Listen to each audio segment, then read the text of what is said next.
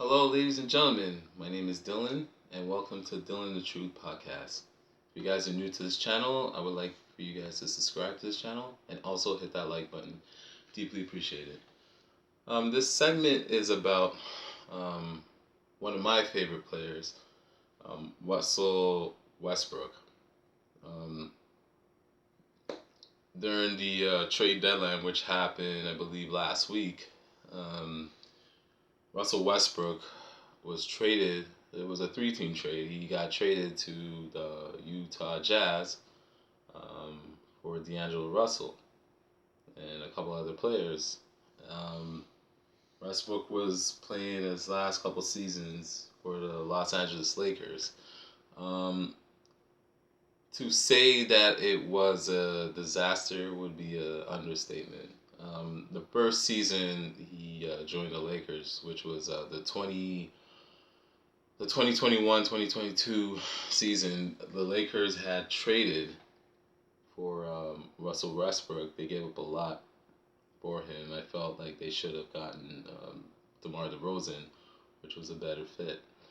Um, Westbrook in that season, the 2021-2022 season, he averaged 18 points, 7 rebounds, 7 assists. He shot 44% from the field. He was not good from the 3-point line. He shot 30%. Free throws, it's god awful. It was at 67%. That's awful for a guard. A guard should not be shooting that low percentage. And then, the turnovers, he was fourth. I believe he led the league in turnovers. Yeah. But he's always been a high turnover type of guy, so we knew, Laker Nation knew what we were getting when we got Westbrook. I mean, that was last season. This season, he averaged about 16 points, 6 rebounds, about 7 assists, which is actually ninth in the league. He's shooting about 42% from the field. Again, 30% from the 3-point line and 65% from the three. Well, as you can see, his glaring problem is his shooting. He was never considered a great shooter. He was a great slasher. He gets to the rim. He finished with authority, with dunks. He always plays hard. That's one thing I never knocked from him. He would always give us 110% on the floor. But decision making is quite questionable with him. He does try to, force certain things. He doesn't. Sometimes he doesn't let the game come to him. Maybe he's playing a little too fast. He just needs to slow down a little bit, let the game slow down for him, and makes it easier for him.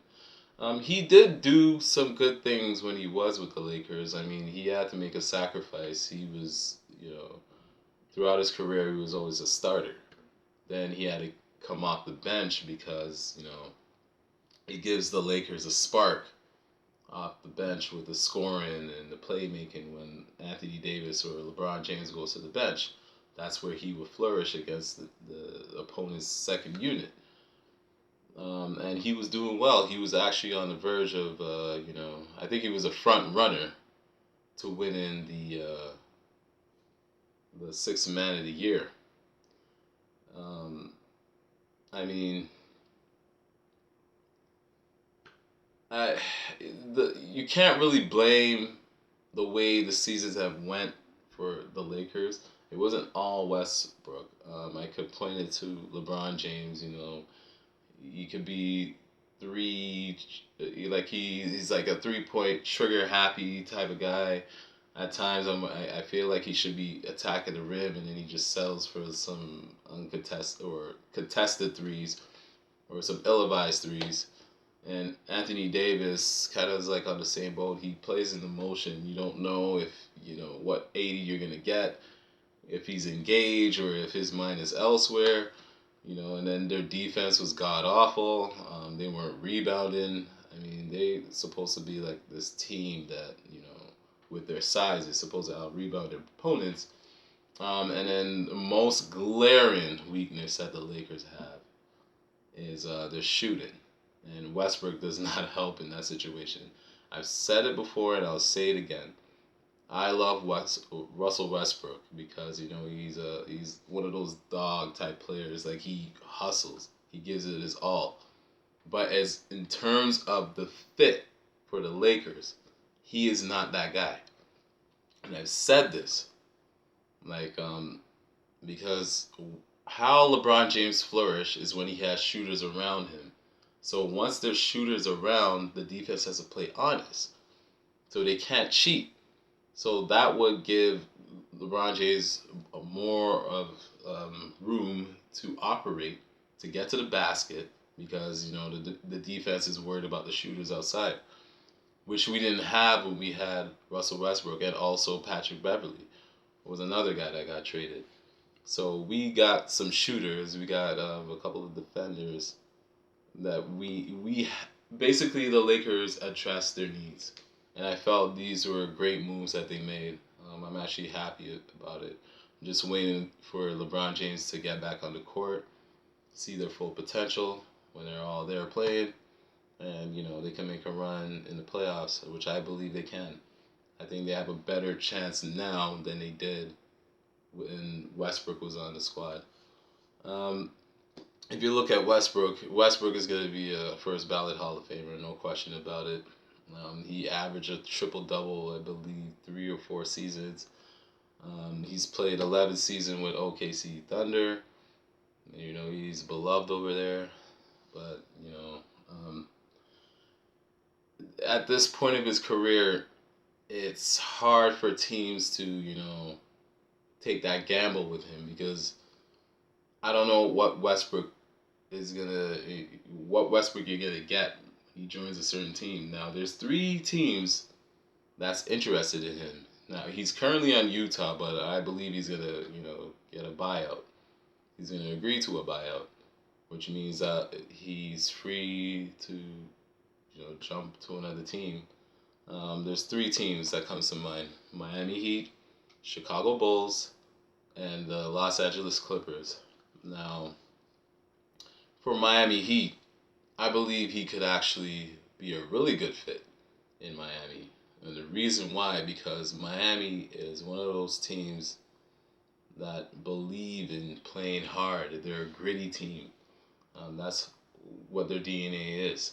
They have a great culture over there. I feel Westbrook would fit in fine, especially playing with Jimmy Butler. They're kind of alike.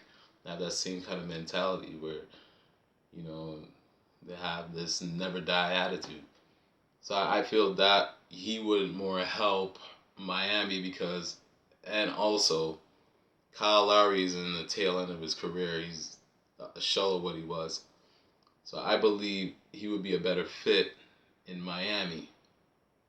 Now with Chicago, if he was to go to Chicago, I think Chicago, I don't think he'll make them significantly better as far as them moving up in the standings or making a deep run in the playoffs. I don't see that happening if he goes to Chicago, because the way I would look at it is if he does go to Chicago, that would mean that you'll probably get more of that old Westbrook. Like, I mean, the OKC Thunder Westbrook. And, at this stage of his career, he cannot carry a team on his back and expect them to go to the Western Conference or the Eastern Conference, for that matter, finals. It's just not going to happen. Like, Westbrook is 34. I mean, his athleticism is starting to wane a little. So that Westbrook from OKC, it's a thing of the past. He just has to accept his new role, whether it's him coming off the bench or, he's trying to get more people involved, not focus on trying to score and do too much on the court. Just, go with the flow of the game. That's what I believe with the Chicago Bulls. Now, the third team is the Los Angeles Clippers. I don't believe that would be a good fit for him, and I will tell you why. Because if you're looking for a point guard, and I'm talking about like for the Clippers, why would I sign Russell Westbrook, knowing that he's not a great shooter? He turns over the ball at a high rate. I mean, you guys need more spacing. So I don't understand. That's basically them having another John Wall. Now remember, they traded John Wall back to Houston Rockets. John Wall and Westbrook are very similar. They both predicate their game on their athleticism. So to me, it doesn't make sense for them to sign or try to get Russell Westbrook. I only believe they're only doing that just try to suck it to the Los Angeles Lakers because they're crosstown rivals. So it just seems like okay, they'll just get them just to stick it to the Lakers. But to me, I don't think that's gonna make them go over the top and bring them to the NBA Finals and win it all. I don't believe that. So if I was Russell Westbrook, to me, what would make more sense is if he goes and plays in Miami. That would be the perfect fit for him. I believe he will more flourish over there than the other two teams. Russell Westbrook. I mean, there's some people that say that he's finished. No teams want him. Because he has this way where he believes he's still that player from OKC. Now that's just his mentality. He still believes he's the guy, but clearly he's not the guy. Now, if he has to make that sacrifice, coming off the bench and bring that spark off the bench, uplift his teammates, doing that things of the nature, playing a little defense. I actually seen him playing defense this season, which is quite impressive. And I'm like, if he could do that a little bit more and be more consistent with it, he should be fine if he was to join the Miami Heat. Then, it'll make it a little bit more interesting in the East. But, yeah, that's just a question mark right now. As far as an NBA, this is the biggest question mark. Where is Russell Westbrook going to end up playing for? Is it going to be Miami Heat? Is it going to be Chicago Bulls? Is it going to be the Los Angeles Clippers? And I'm rooting for him. I hope he does well. And for me, I'd rather him go to Miami Heat instead of the Chicago Bulls and the Clippers. Especially the Clippers, because I hate the Clippers. I'm a Lakers fan, so I'm never going to root for the Clippers. To me, they're a choke artist. I mean, they've never been to the finals, not once in their franchise. They've been out for 50 years? Not once sniffed the finals. So, I mean, yeah, that's how I feel about the Clippers. But hopefully Westbrook puts himself in a great situation, try to compete for a title. At least he could do that. I believe it will be more interesting if he goes in the East rather than the West. Because the West, I mean, it's up for grabs. I mean, I don't even know. I can't even tell you who's going to come out of the West. Like the East, you can narrow it to maybe 3 teams. But the West, you just don't know. You have no clue what's going to go on. So hopefully Russell Westbrook makes the right decision. Because he caught a lot of heat. He was definitely the scapegoat when the Lakers would lose games and they'll get blown out in certain games.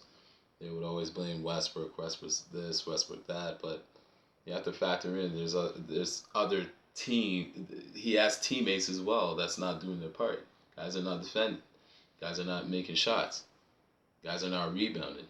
Guys are not doing the fundamental things on the court just to make them better. So we can't just place this all on Westbrook. I'm glad, he got traded. For one, we got, being the Lakers, they got, shooters that we desperately needed. And 2, for Westbrook, he got out of a situation where, he's not going to be always the scapegoat. Playing for the Lakers is high expectations. And a lot of people can't, live up to that, Once you're on the Lakers, the lights get brighter. And there's only a selected few that can handle that, So, yeah, that is my take on Russell Westbrook. I'd like to thank everybody for tuning into this video. Till next time, peace.